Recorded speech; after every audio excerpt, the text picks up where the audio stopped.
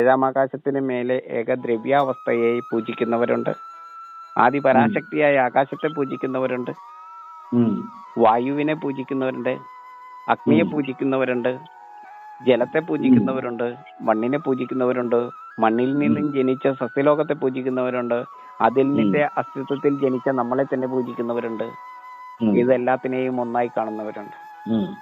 എല്ലാത്തിനെയും നമുക്ക് മറന്നു പോകാതെ, അക്ഷരം തെറ്റിപ്പോകാതിരിക്കുവാൻ, അനർത്ഥങ്ങളെ ഉണ്ടാകാതിരിക്കുവാൻ, എല്ലാത്തിനെയും ഗ്രഹിക്കുവാൻ വേണ്ടിയിട്ടാണ് വിഗ്രഹം. അതെ. കാണുന്ന മാത്രയിൽ തന്നെ അച്ചികളിലേക്ക് അർത്ഥത്തെ ഗ്രഹിപ്പിക്കുവാൻ ശേഷിയുള്ള വിഗ്രഹങ്ങളെ വെച്ചിട്ട് ശാസ്ത്രത്തിൽ വിശ്വസിക്കുന്നവരായിട്ട് അതിനെ പൂർണ്ണാർത്ഥത്തിൽ വിഗ്രഹിക്കുവാൻ ശേഷിയുള്ള ആളുകളെയാണ് നമുക്ക് ആവശ്യം. അതെ.